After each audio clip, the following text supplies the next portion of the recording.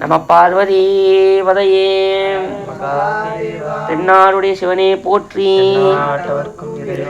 திருச்சிற்றம்பலம். சென்ற வகுப்பிலே நம்மளுடைய அந்த காரணங்களுடைய செயல்களை எல்லாம் பார்த்தோம். இப்பொழுது 17வது செய்யுளை பார்க்க இருக்கின்றோம். திருச்சிற்றம்பலம். ஆன்ம தத்துவங்களை தொகுத்து கூறி வித்யா தத்துவங்களை சொல்வோம் என்றால் அதாவது வித்யா தத்துவங்கள் என்றால் 7 என்று பார்த்தோம். காலம், அதாவது காலம், நியதி, கலை, வித்தை, அராகம், மாயை, புருடன். இன்னும் கேட்டிங்கன்னா இந்த 5 தான் வித்யா தத்துவத்தில் வரும். எதுனா காலம், நியதி, கலை, வித்தை, அராகம். இது கூட மாயையும் சேர்த்து புருடன். இதுக்கு பேர் தான் பஞ்ச கஞ்சுகம். கஞ்சுகம்னா சட்டைன்னு பேர். இந்த 5 தான் நீங்கள் நம்ப மாட்டீங்க, இந்த ஆன்மாவுக்கு சட்டையாக இருக்குது. ஆன்மாவுக்கும் சட்டை வேணும்ல, அதுதான் இந்த வித்யா தத்துவம். முடிஞ்சிச்சு. இப்போதைக்கு இவ்வளோ ஞாபகம் வச்சுன்னா நீங்கள் போதும். அப்போ ரொம்ப நான் சொல்லலை. மாயிலிருந்து தோன்றுது. ஃபஸ்ட்டு மாயை, அப்புறம் காலம், கால தத்துவம் தோன்றுது. தத்துவங்கள் பாருங்கள்: காலம், நியதி, வித்தை, அராகம், கலை. இந்த 5 பஞ்ச கஞ்சுகம். இது ஆன்மாவுக்கு சட்டையாக இருக்குது. இந்த சட்டையை போட்ட உடனே புருடன்ற ஒரு தத்துவம் வந்துடுது. அது வரைக்கும் வரலை. இப்போ பாருங்கள்: காலம், நியதி, கலை, வித்தை, அராகம். இப்போ இந்த 5 இருக்குதா? இந்த 5 இருக்குதா? இந்த 5ம் ஆன்மாவுக்கு சட்டையாக சேர்ந்த உடனே புருடன் ஒரு தத்துவம் வந்துச்சு. புருடன்னா வேற ஒன்றும் இல்லை, ஆன்மாவுக்கு சட்டை வந்த நிலை தான் புருட தத்துவம். இப்போ ஆன்மா சட்டை போடலைன்னா அது புருடன் அல்ல. ஆன்மாவுக்கு உடம்பு கிடைச்ச உடனே அதுக்கு புருடன்னு ஒரு பேர் வருது. இதுதான் புருடன். புருட தத்துவம் வருது. வந்துச்சா? அவ்வளோதான். இப்போ இது புருடன். இப்போ இது 6 சேர்ந்து மாயை என்கின்ற தத்துவத்துக்குள்ளே ஒடுங்கும்படினாலே மாயோடு ஒரு தத்துவம் சேர்த்து 7 தத்துவத்தை வைக்கிறாரு. புரிஞ்சுதா? அவ்வளோதான். இப்போ இதான் நம்ம பார்த்தோம், வித்யா தத்துவம். இப்போ இதில் ஆன்ம தத்துவங்களை தொகுத்து கூறி வித்யா தத்துவங்களை சொல்வோம் என்று இதை பார்க்க போகிறோம்.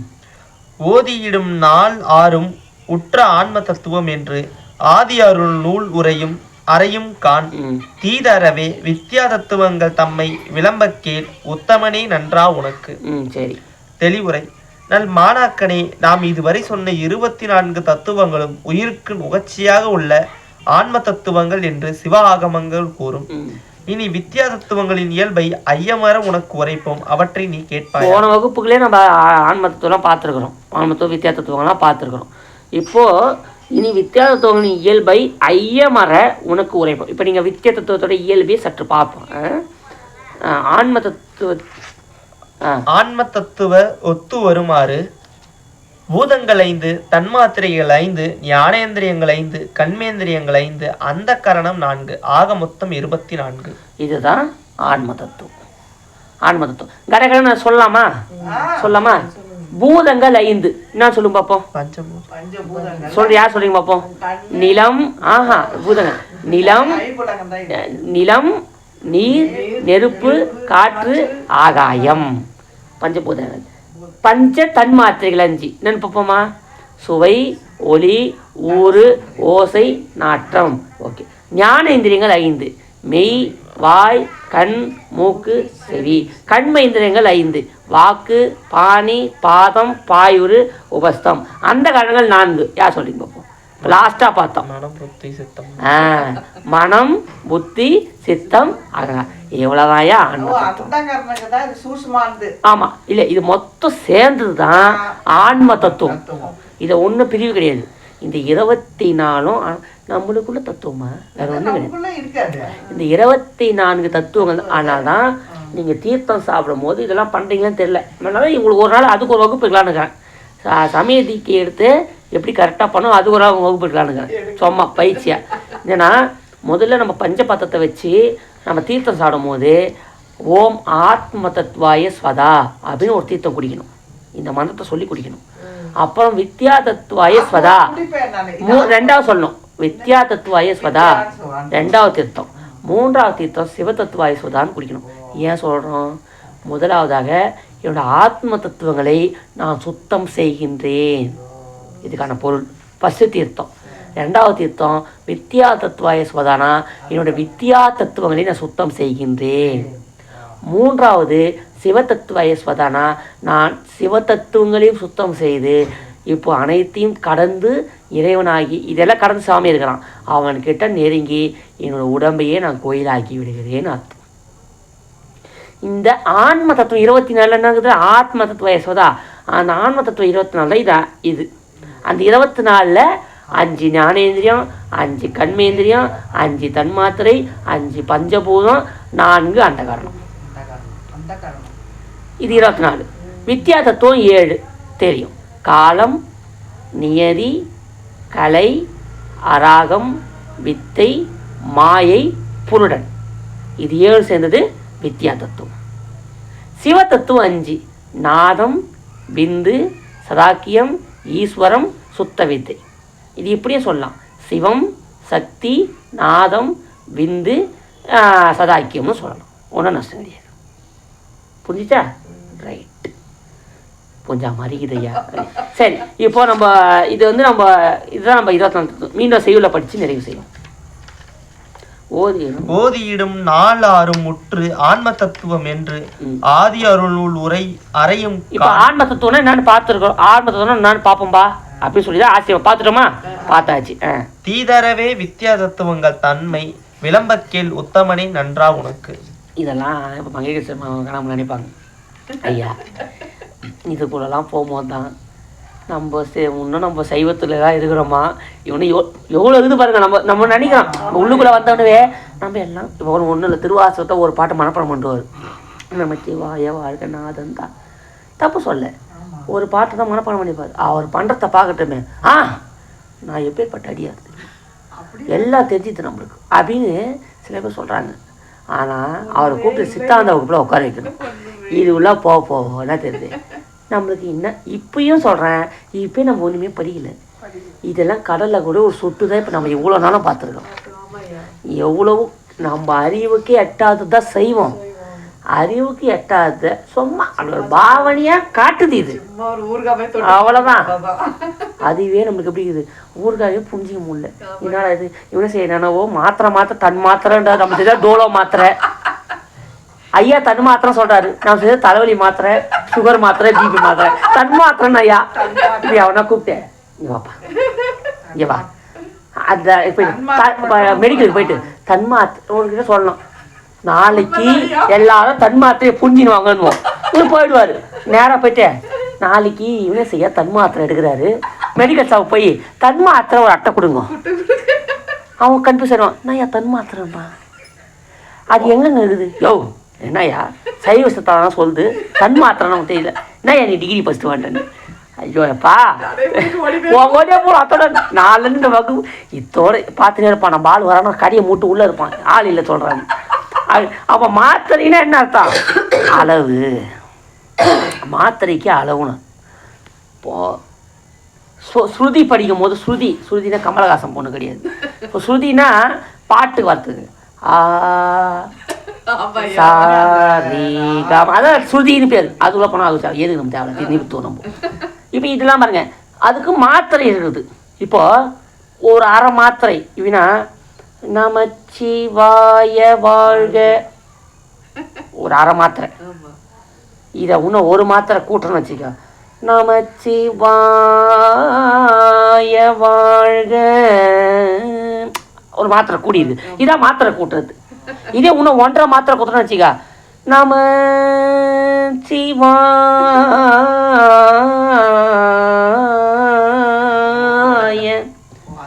வாழ்க நாதன்.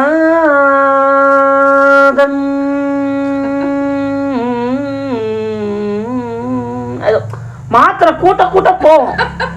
இதுக்குதான் மாத்திரை அளவுன்னு பேர். இப்போ புரிஞ்சிச்சா? சொரங்கள் சொல்லிதான் மாத்திரைன்னு அளவு. இப்போ இதுக்கே மாத்திரை வச்சாங்கன்னா இதெல்லாம் இப்போ சூக்கமத்தில் இருக்கக்கூடிய மாத்திரை. இதெல்லாம் இப்போ நம்ம உள்ளுக்குள்ள இருக்கக்கூடிய மாத்திரையில தன் மாத்திரை சூக்கும மாத்திரைகளை சுவை ஒளி ஒரு ருசிப்பது சந்தோஷம் திருச்சிரம்பலம். இதோட இப்போ மாத்திரை உங்களுக்கு புரிஞ்சிடும். மாத்திரைனா அளவுன்னு பேர். ஒரு மாத்திரை நமச்சிவாய வாழ்க இது மாத்திரையே கிடையாது, ஒரே வார்த்தையில் உங்களுக்கு ஒரு இப்போ புரிஞ்சிச்சா. மாத்திரைனா கொஞ்சம் கொஞ்சமாக அந்த அளவை கூட்டுறது. இப்போ சில பேர்லாம் பாருங்கள் ஒரு வார்த்தையை 3 மாத்திரை கூட வச்சுலாம் பாடுவாங்க, அப்படி அழுத்தி இழுத்து பாடுவாங்க. ஸோ சில பேர் அந்த மூச்சு தான் முக்கியமானது. அந்த மாத்திரை வைக்கும் போது அந்த மாத்திரை சொல்லி கூட தர மாட்டாங்க. ஆமாம், இதை தெரிஞ்சுக்கணும். இது நீங்கள் உங்களுக்கு சொல்லாமல் அப்படின்னு யார் சொல்ல போகிறேன். யான் பெற்ற இன்னமும் பெருக வேண்டிய இது என்னோட இது பொறிஞ்சு போகிற விஷயமா இதெல்லாம். அதனால் எவ்வளோ இருக்குது. அதனால் இந்த இந்த அந்த அந்த அதான் மாத்திரை அளவு இதில் அது குறியில் நெடியில் அந்த மாத்திரை கொஞ்சம் கொஞ்சமாக கூட்டும் போது அது இழுத்துட்டு போகும். அப்போ அந்த மாத்திரைலாம் அது கொஞ்சம் கொஞ்சமாக அந்த மாத்திரைகளோட அளவுகள் இதெல்லாம் அதெல்லாம் நிறைய பார்ப்போம். இன்றைக்கி அந்த இன்றைக்கி நீங்கள் அந்த மாத்திரை நான் புரிஞ்சினீங்களா. சில பேர் சொல்லுவாங்க பாடும்போது இப்போ ஒரு மாத்திரை கூட்டி பாடுனாங்கன்னா மாத்திரை டக்குன்னு பாடினே இருப்பாரு. இப்போ நம்மளால் புதுசாக போனோம் டக்குன்னு நான் சொல்கிறேன். இப்போ ஒரு மாத்திரை கூட்டி பாடுனா மாத்திரையை கூட்டி பாடு நான் என்ன சொல்ல தெரியும் ஆசிரியர் மாத்திரை ஐயா மாத்திரை எடுத்துன்னு வரலையா நான் கையில் சுகர் மாத்திரை தான் போடுவேன்னு தேடக்கூடாது. இப்போ டக்குன்னு இப்போ நம்ம அங்கே சொல்கிறேன். இப்போ வகுப்பு தான் உங்களுக்கு புரிஞ்சிச்சு. இப்போ வகுப்பு வர்றது எல்லாரும் இதை எழுந்துட்டாங்களா. இப்போ திடீர்னு அந்த மகம் வருது. இப்பொழுது நம்ம பூவல்லி கொய்யாமலே ஒரு மாத்திரையை கூட்டி பாட போகிறோம். எல்லாம் யோசிப்பாங்க அந்த அம்மாலாம் வந்திருக்கும் மாத்திரை என்ன கூட்ட போகிறாரு. நான் எங்கள் அம்மா யோசிக்கிறேன்னா எங்கள் அம்மாக்கு தெரியாது. இப்போ பிபி மாத்திரையா நான் மாத்திரை காலைல போட்டேன் மாத்திரை வேறு கூட்ட சொல்கிறேன். சரி மாத்திரையை கூட்டி இப்போ நாளைக்கு 2 மாத்திரை போட சொல்கிறாரா. இதை நான் போட்டு ஹாஸ்பிட்டல் 10 ஏங்க பார்த்தீங்கன்னா இவங்க செய்கிறாங்க என்ன போலீஸ் இருக்கிறீங்க எதுக்கு தேவையில்லாத வேலை முடியும். ஆனால் தெளிவாக சொல்லும் போது மாத்திரையை கூட்டி போடணும் இதை கூட்டி போடணுமான்னு. அப்போ ஒரு மாத்திரைனா அளவை மாற்றணும். இப்போ இணையார் இப்போ நம்ம பதிகம் வருது இணையார் திருவடி இது ஒரு பதிகம். இது ஒரு மாத்திரை கூட்ட வச்சிங்க. இணையார் திருவடி என் தலைமேல் வைத்தலுமே இவ்வளோ மாத்திரை அமைது பாருங்க. துணையான மாத்திரை துணையான சுற்றங்கள் அத்தனையும் துறந்து ஒழிந்தேன் அணையார் புனல் தில்லை அம்பலத்தே ஆடுகின்ற புனல் அதை புனையாளன் சீர்பாடி நாம் பூவல்லி கொய்யாமோ அந்த மாத்திரை அப்படி அது ஒன்றுத்துக்கும் மாத்திரை. அது இன்னும் கொஞ்சம் இன்னும் ஒரு அரை மாத்திரை புனையாளன்